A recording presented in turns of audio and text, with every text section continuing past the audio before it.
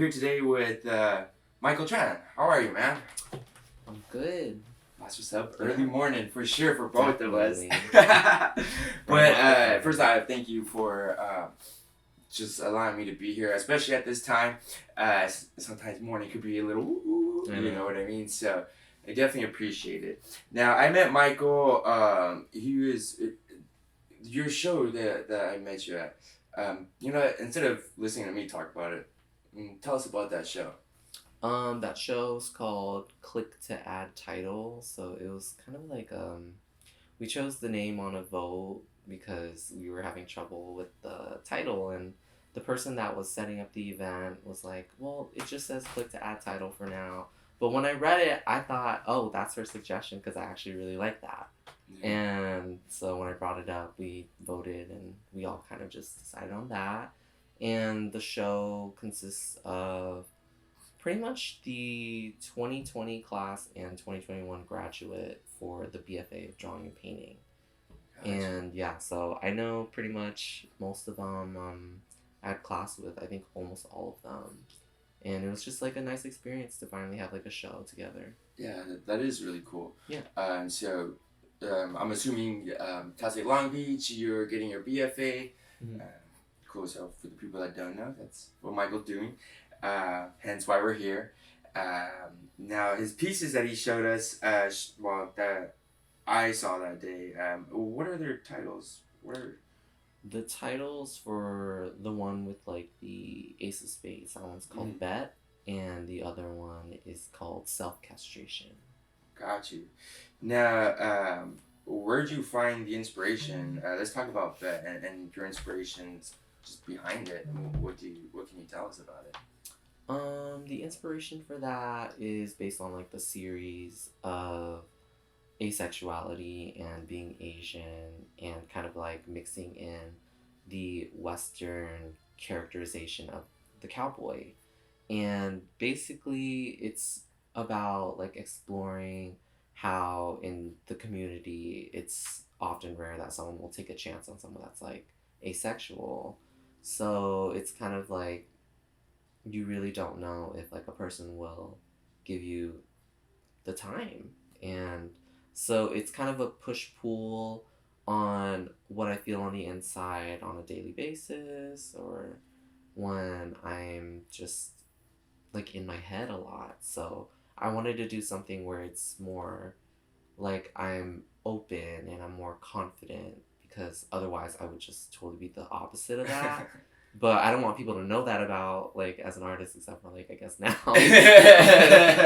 But, like, when someone goes to, like, a gallery and sees the art, I want them to be like, oh, that's a boss, or, like, he is very, like, comfortable with himself. And in some ways, yeah, I am, but, like, there's always kind of, like, the questioning and stuff.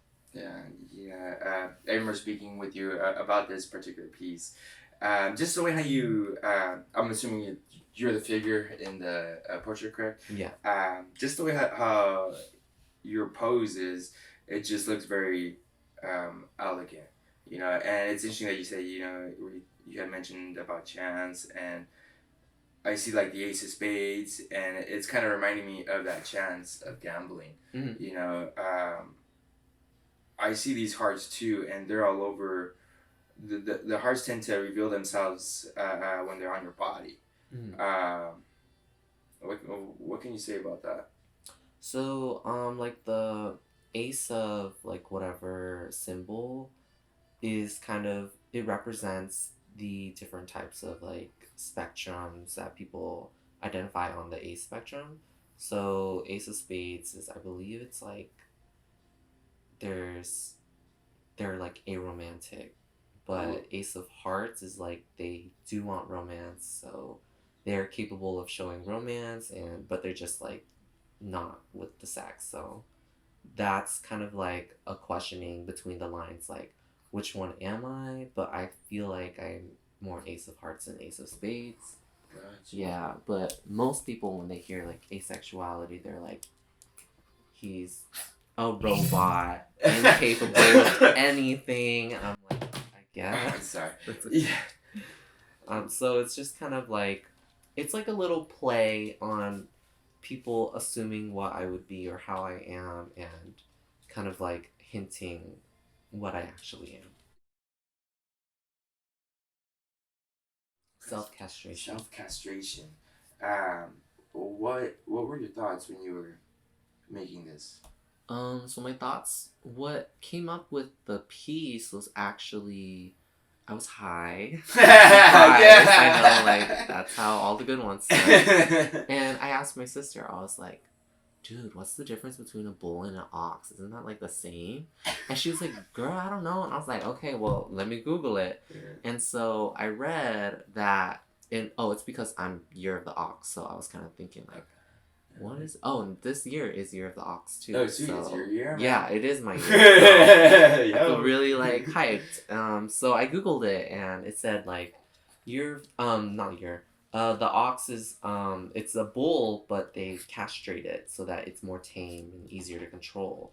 Whereas a bull is just like crazy and manic and has a lot of energy. It's really like full of testosterone. But then the ox is just more docile. So the medium is mostly marker based. It's just like dollar 50 markers. Like it's literally just markers. Anyone can do it. It's you just gotta find the colors, get inspired, get an idea, and just do it. And it was a lot of fun to do, and it was probably one of my cheaper financially invested projects. Yeah, paper and marker. man. Yeah. The flowers. Now, what's the relation of the flowers? Yeah. What's up with the flowers? So the flowers are actually yellow chrysanthemums, and that is kind of like a symbolic flower in Vietnamese culture. During Lunar New Year's, we buy that, we give it to people. It's like good fortune.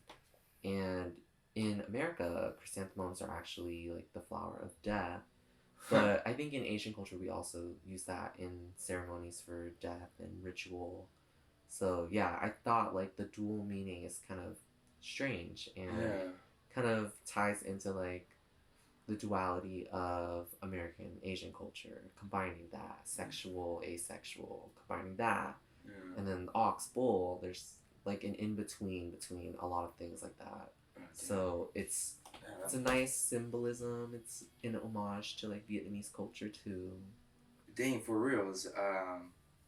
Yeah, I didn't know the symbolism as into from the perspective of the American culture with this flower. But yeah, that is interesting. How in one culture, country, society, it means this, and another culture, you could kind of see that with the use of color and stuff like that. But yeah, even just like you said, bringing the two together, and we're born here, so we're American, but we're not the indigenous people of this area. Yeah. You know what I mean? I'm half or whatever percentage, right? Because I'm a Mexican, and so that dualship of things meaning this in this culture, whereas in this culture, and kind of combining them as in like an identity for like me or you know what I mean? And other Americans that doesn't have ancestries from here, I really like your play on that. Yeah, man. When you think of these works, what's going through your mind? Is it kind of like self issues, or I don't know, identity or whatnot? Yeah, definitely identity. It was like I didn't know I was asexual until maybe like 2021.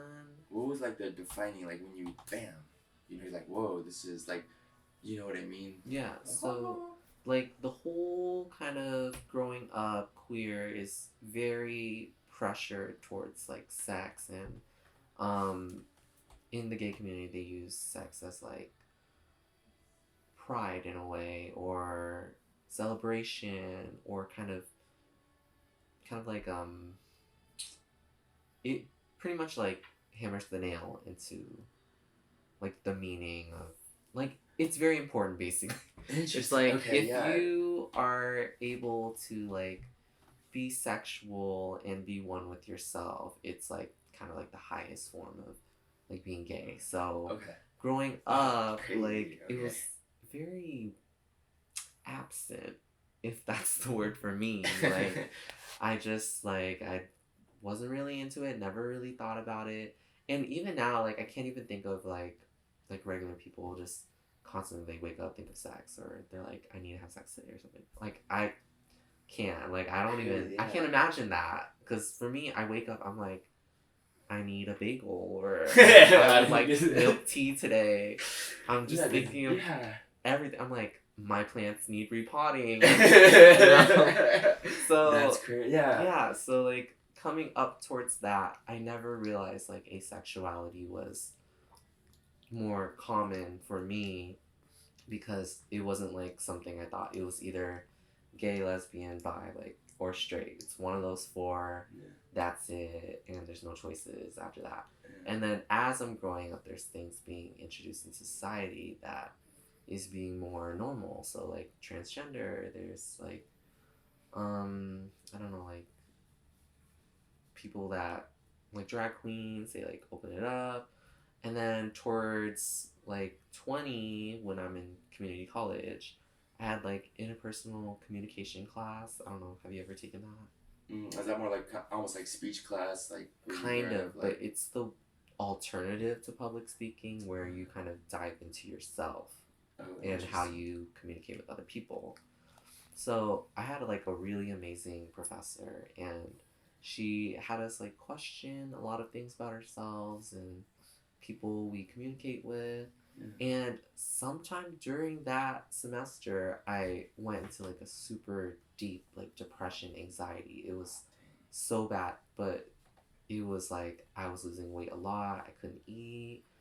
I honestly just wanted to like sleep the whole time. Dang. Yeah, and then I was getting better slowly because it was like a vicious cycle. Yeah. And I would think more. I'd be like, why am I so insecure about being a virgin or something? Like, because virginity is like a concept. It's to like push women into being like pure and whatever. And then for guys, it's like emasculating.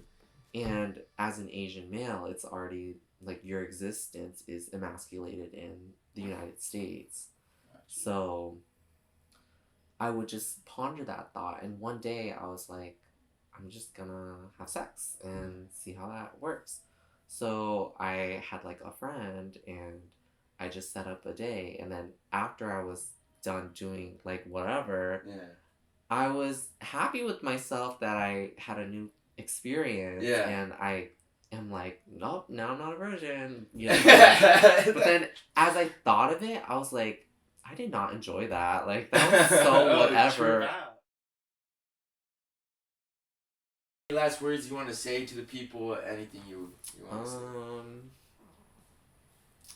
say? Asexuality is crazy. Yeah. It's crazy cool.